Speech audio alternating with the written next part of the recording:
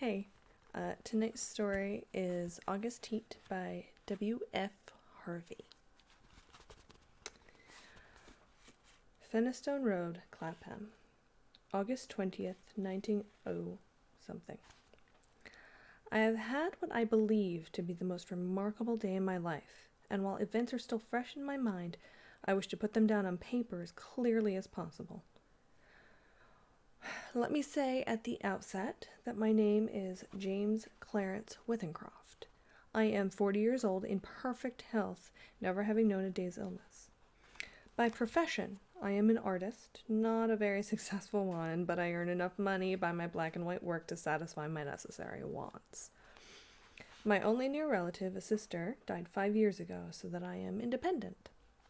I breakfasted this morning at 9, and after glancing through the morning paper, I lighted my pipe and proceeded to let my mind wander in the hope I might chance upon some subject for my pencil.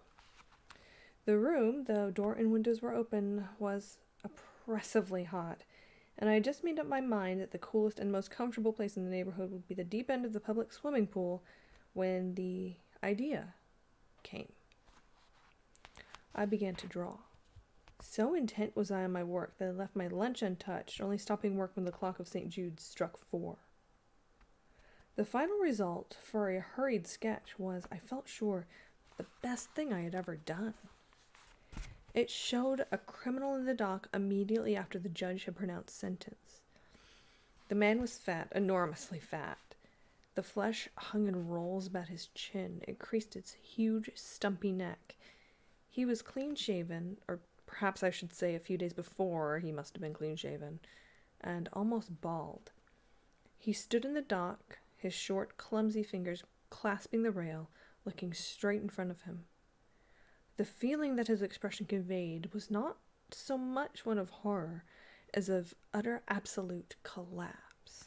There seemed nothing in the man strong enough to sustain that mountain of flesh. I rolled up the sketch and, without quite knowing why, placed it in my pocket. Then, with a rare sense of happiness with the knowledge of the good thing well done gives, I left the house.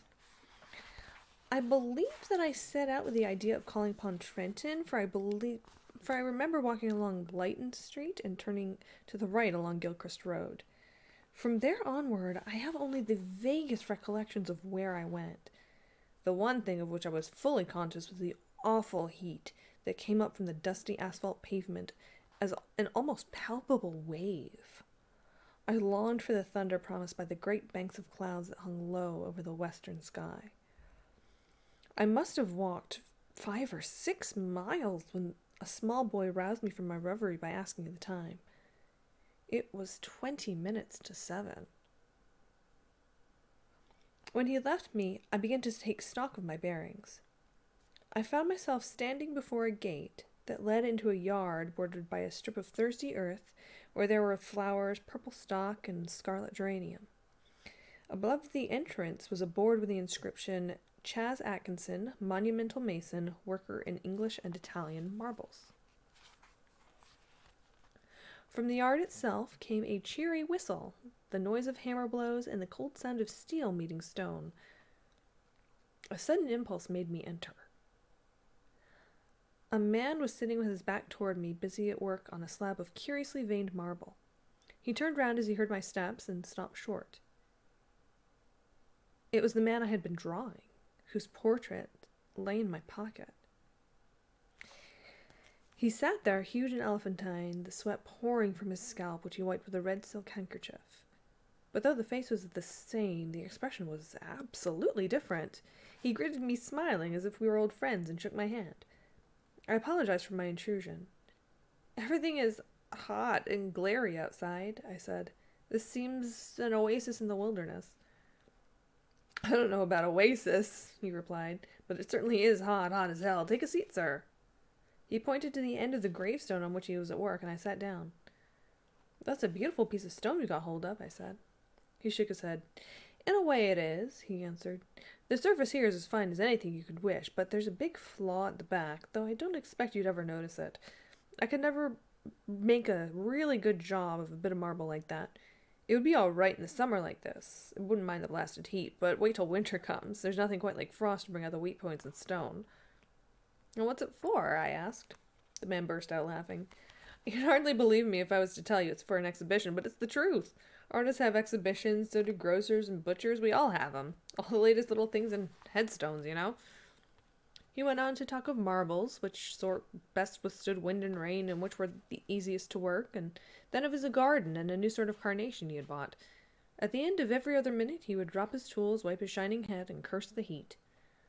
I said little, for I felt uneasy.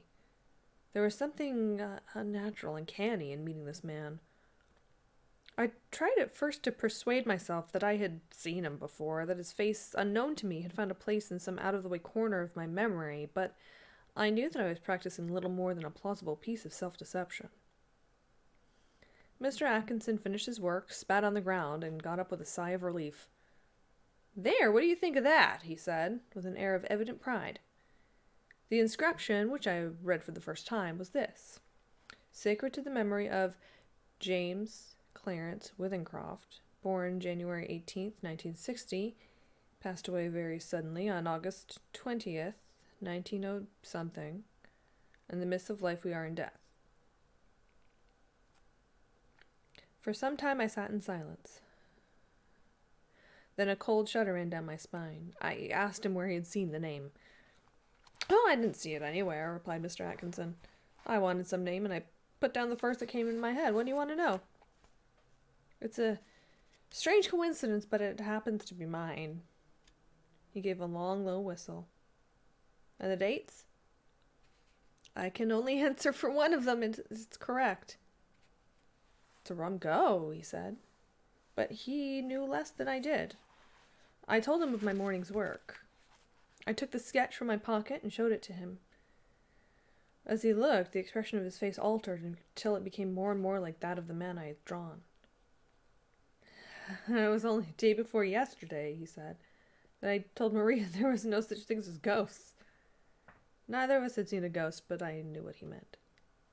"You probably heard my name," I said. "And you must have seen me somewhere and forgotten it. Were you on Clacton on Sea last July?" I'd never been to Clacton in my life. We were silent for some time.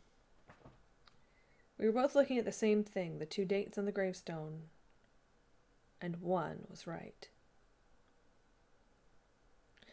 "Come inside and have some supper," said Mr. Atkinson.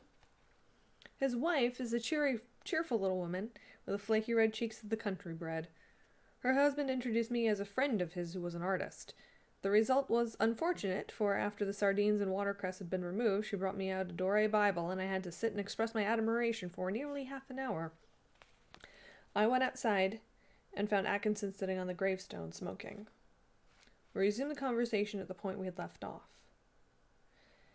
"You must excuse my asking," I said, "but do you know of anything you've done for which you could be put on trial?"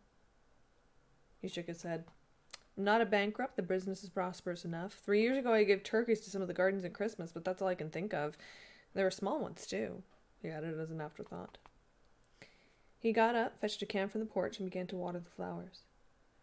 "Twice a day regular in the hot weather," he said, "and then the heat sometimes get to the better of the delicate ones, and ferns, good Lord, they never could stand it. Where do you live?" I told him my address. It would take an hour's quick walk to get back home. "It's like this," he said. "Look at the matter straight. If you go back home tonight, you take your chance of accidents. A cart may run you over. There's always banana skins and orange peel, to say nothing of fallen ladders." He spoke of the improbable with an intense seriousness that would have been laughable 6 hours before, but I did not laugh. "The best thing we can do," he continued, "is for you to stay here till 12 o'clock. We'll go upstairs and smoke. It might be cooler inside." To my surprise, I agreed. We were sitting in a long, low room beneath the eaves. Atkinson has sent his wife to bed. He himself is busy sharpening some tools at a oil stone, smoking one of my cigars all the while. The air seems charged with thunder. I'm writing this at a shaky table before the open window. The leg is cracked, and Atkinson, who seems a handyman with his tools, is going to mend it as soon as he has finished putting an edge on his chisel. It's after 11 now. I shall be gone in less than an hour. But the heat is stifling. It's enough to send a man mad. Good night.